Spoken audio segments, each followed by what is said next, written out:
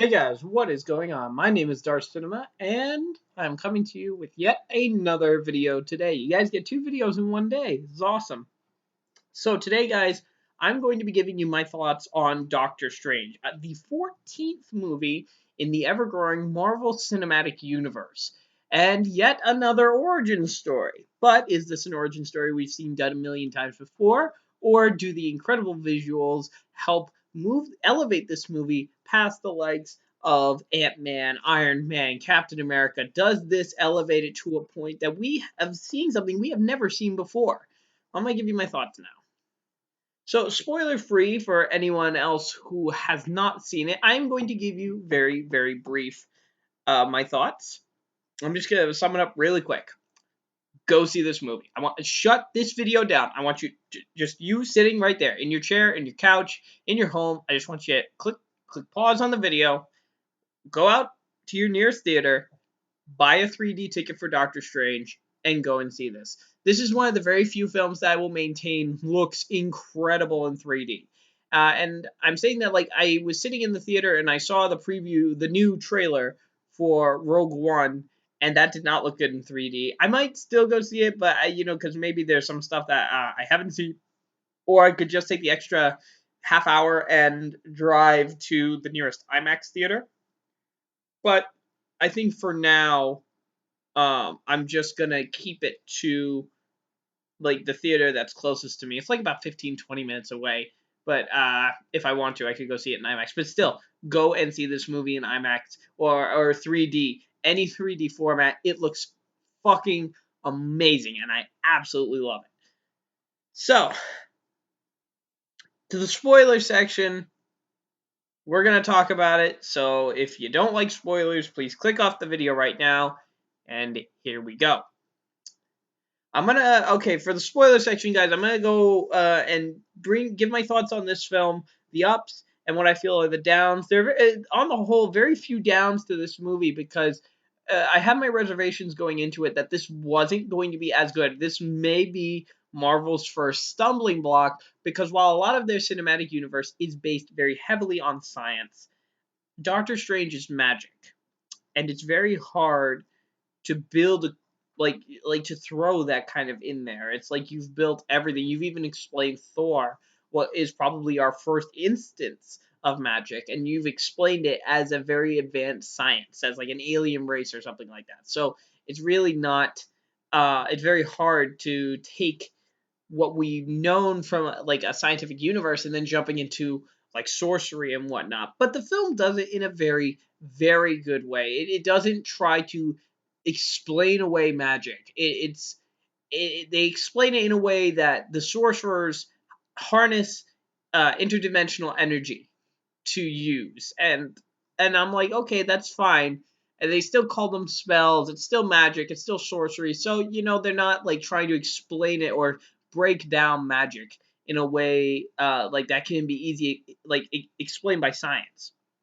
And I like that because they're doing this in Agents of Shield too with Ghost Rider. There are like there of course the running joke is Fitz and Simmons are trying to explain Ghost Rider through science, but you can't really explain a flaming skull, especially like Coulson's line in that. It's like the rationalist in me would agree that it's impossible, but the skull on fire is a pretty good indication of hail Satan.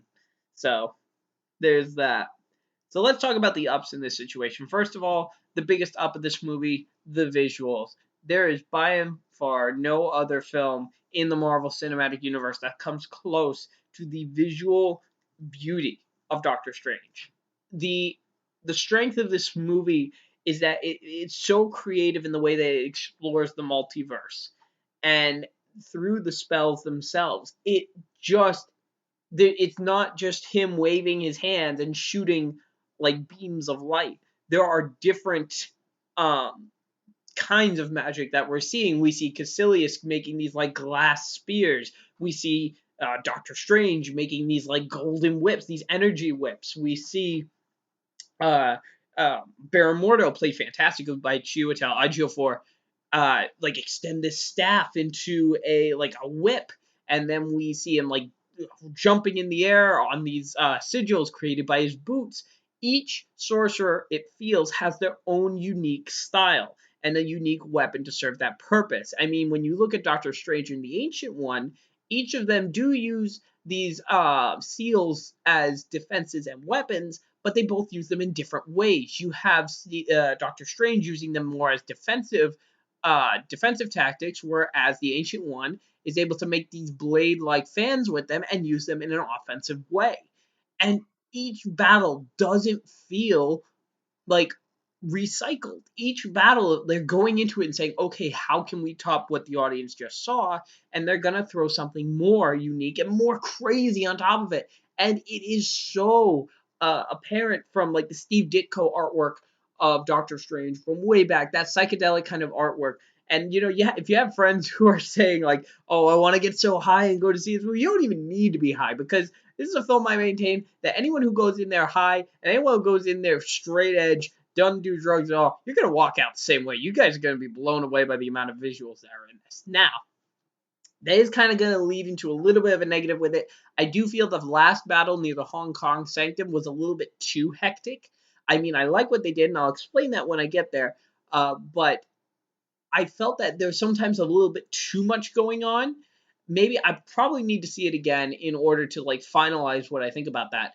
But in some cases, and mostly in that case, I felt there was way too much going on. Mostly when Mordo was fighting the acolytes in Hong Kong. That was my problem. Uh, and let's the visuals are fantastic. Like, enough said. Going to the casting. The casting for this film is perfect. I literally would not change a single person on this cast. Rachel McAdams as Christine was a great side character, but she wasn't relegated to a damsel in distress line. I mean, fine. I mean, that appeases that crowd that wants to see strong, independent women in comic book films. She manages to save Doctor Strange. Like, she's not really in danger at all. Mostly, I don't think she was really in peril at any point during the movie, other than when she was trying to save Doctor Strange while in his astral form. He was fighting one of the zealots. Other than that, she was fantastic. Rachel McAdams, I love her. She's amazing. I've seen her in the Sherlock Holmes movies. Loved her there. I love her here. She like her character is technically the night nurse, but Rosario Dawson's character in Marvel's Daredevil and Marvel's Luke Cage Netflix series, which are both fantastic. And if you haven't checked them out, what are you doing? Look them up and watch them. She's fantastic there. She's technically the night nurse in function. Going on to some of the other supporting characters, Tilda Swinton as the Ancient One. Really, I haven't seen a lot of Tilda Swinton's work aside from probably her most like notable appearance to people in my age group as the White Witch from the Chronicles of Narnia, which I think we all liked her there, and she was an easy person to hate. In this one, she plays a more complicated individual. She's very enigmatic, and while she was the subject of a lot of controversy as far as the so-called whitewashing, I prefer to think of the Ancient One, even when I looked at Doctor Strange way back, I prefer to think of the Ancient One as a title that's passed down from each Sorcerer Supreme. And that's kind of my thing on it. I mean, if you think that they should have gone with the stereotypical Asian, and they kind of made a joke about that in the movie, which was kind of really funny. But if you want that, I mean, that's fine. Personally, I thought Tilda did a very good job, and she could play a very complicated character and something that we don't really know too much about. Even near the end of the movie, during her death, it's still we don't know that much about her, and she was a very complex person. And they wait. That's the way they is. They don't try to explain her, and dump all of her baggage on the audience, which I applaud them for that. That's a great job. Baron Mordo, I will say, is probably one of the best developed in the movie as far as antagonist. Now, I call him an antagonist mostly because, here's the thing: Baron Mordo has the potential to be this the new Loki of the MCU.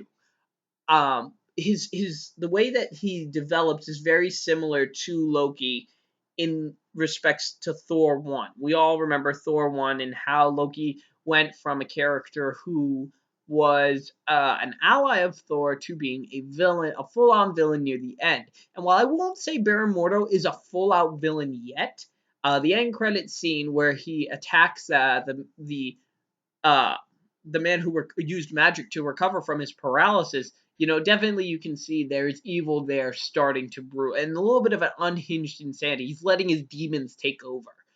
Now that essentially his rock, like the sorcerers and the ancient one, have just deceived him at this point because of the ancient one's, deception of using the dark dimension to prolong her life.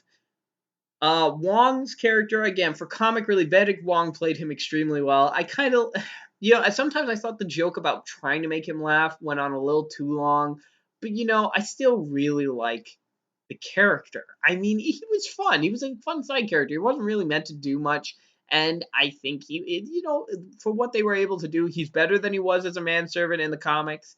They did what he needed to do. They made him a badass in his own right. They made him very knowledgeable and almost kind of a mentor to Doctor Strange early on. Um, and that was good. He's like, his part wasn't too big, his part wasn't too small. That's Wong. He's awesome.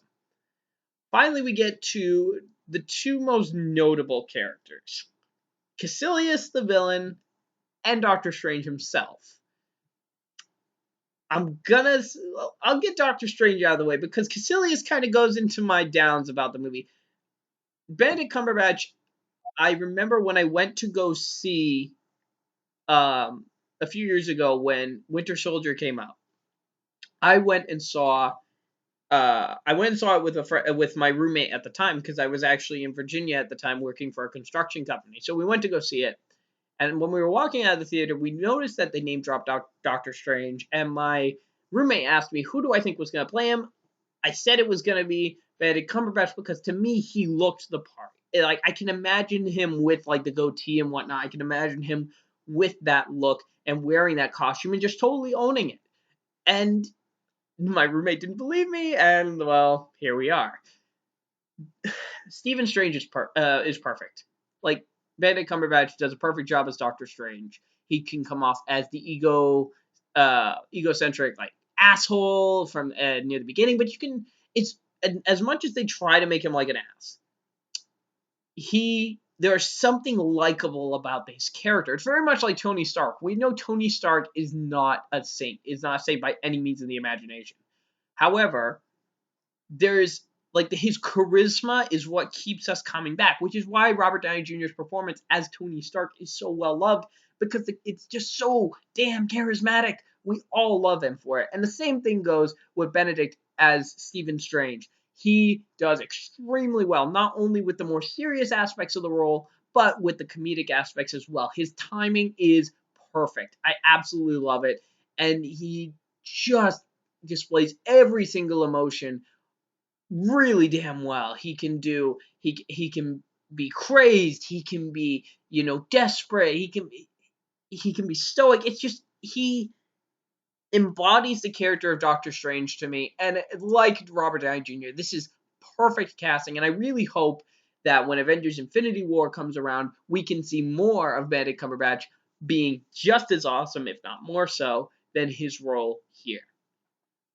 So I listed all of the ups. Unfortunately, there are downs.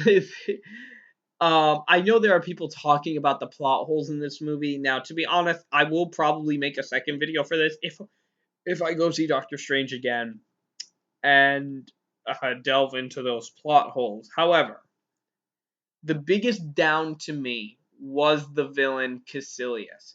Now, the biggest problem with the MCU films in general. I know a lot of people have talked to me about this because I really like the MCU films. I don't like DC's films, and a lot of people like to call me a Marvel fanboy. The problem is my biggest criticism. Yes, the Marvel villains are very weak when it comes to the independent films. If it's not Loki, they're really not that well developed. Actually, though, I will say Baron Zemo is actually really good, and that's one of the things I like about Civil War. I don't think he's a very simplistic character.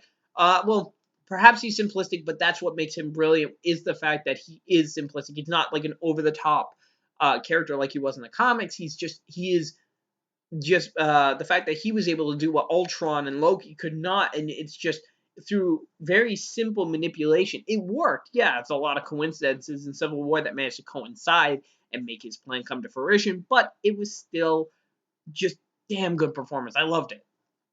Caecilius, on the other hand, I felt lost with his motivations, and you could see Mads Mikkelsen was trying to play him as a very sympathetic villain, and you can see, at least near the end of the film, that his argument does have merit, especially when coming to the Ancient One, saying like you call me a like essentially saying you call me a monster for wanting to merge our Earth with Dormammu, and yet you blindly follow the Ancient One who's been siphoning the power of the Dark Dimension this entire time.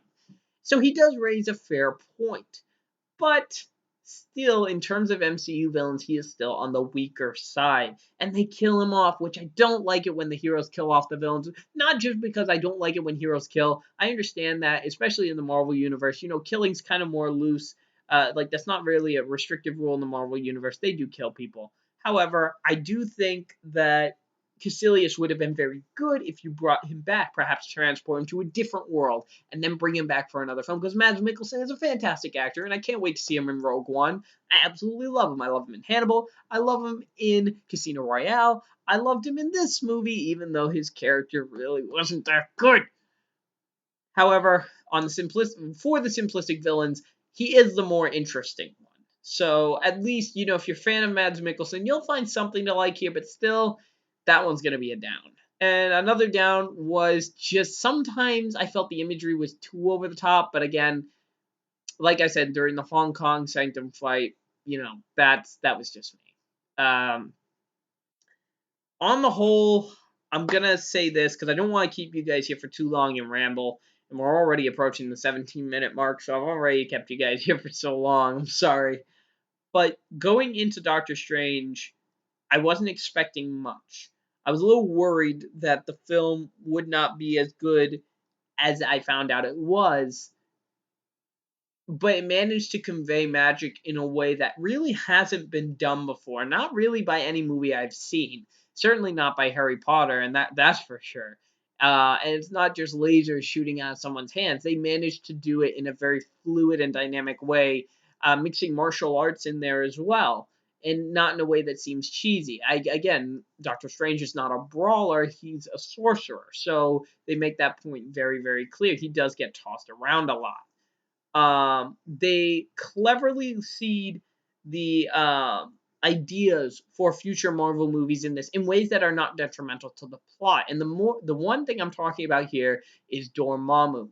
Doctor Strange did the one thing that I think should be done for more Marvel movies. That is a hero outwitting the villain, not through force, not with muscles, but mind. It's mind over muscle in this case. And this is where Benedict Cumberbatch excelled. And this is where the writers did really good because I absolutely love this. So using the Time Stone, Infinity Stone in the Eye of Agamotto, Doctor Strange goes to make a bargain with Dormammu to take the Zealots away from Earth. And he traps both him and Dormammu in a time loop. So he would come to Dormammu saying, Dormammu, I've come to bargain. That line is going to become a meme. I absolutely know it. And Dormammu dismisses him and kills him, but then the time loop restarts, and it happens over and over and over and over again. And Dormammu, you can see, is getting visibly pissed off, and he is infuriated that this ant to him managed to trap him in something like this. And so he agrees after that to take the Zealots away and not come back to Earth if Doctor Strange would let him out of the loop. So he does that, but to me, I don't think that's going to happen. I honestly am willing to bet pretty high that Dormammu will be the next big bad after Thanos, because it does seem like a legitimate step up in the stakes after Thanos, because Thanos with the Infinity Gauntlet has the power of a god. Dormammu is an interdimensional entity. That's pretty damn big for the Avengers to fight. So I'm very, very happy of the way that Dormammu looks. Hopefully they'll make him, they'll size him down a little bit, because if they have him, take a physical form to fight the Avengers, they'll have him, in a more comic book style, his more comic book accurate look. because it's more of like that kaleidoscope, like psychedelic vision of how Dormammu looks in the movies, rather than the fire-headed uh, like demon we see in the comics. And I'd actually like to see that, but I can understand if people would think that looked too much like Ghost Rider. But on the whole, guys, I love it. Definitely not the best MCU movie, not in this one, or in the MCU in general. I still think Captain America: Civil War was the better film. However, for what a lot of people consider to be the MCU's first major flop, it is blowing away all expectations, having a very strong opening weekend, and most likely going for another strong opening weekend the next week. I have no doubt that there will be a sequel to Doctor Strange, which I am totally happy for, and I would pay good money to see this movie again. So I hope you guys enjoyed. I'm giving this movie an 8 out of 10 for a probably one of the most creative uses of magic I have seen in movies today. So again, I hope you guys enjoy. Please slap a like on this, comment, share, and subscribe for more content. I don't, again, my work schedule and my college schedule have been really hectic, guys. So I'll see if I can try to get up a retrospective of Ruby Chibi. I'm gonna try and work on that as best as I can. If I'm not able to, I'm sorry, guys, but I'll try to get that done as soon as possible because I have to rewatch Ruby Chibi again while the episodes are short. That's setting aside time I may not have, but I will try to get it done for you guys. I also just released my recap and review of Ruby Volume for Episode 3 of Runaways and Stowaways. Feel free to check that out. Click over to my channel and click on that to take a look. My name is Darth Cinema. I hope you guys enjoyed, and I will see you in my next video. Take care, and good night.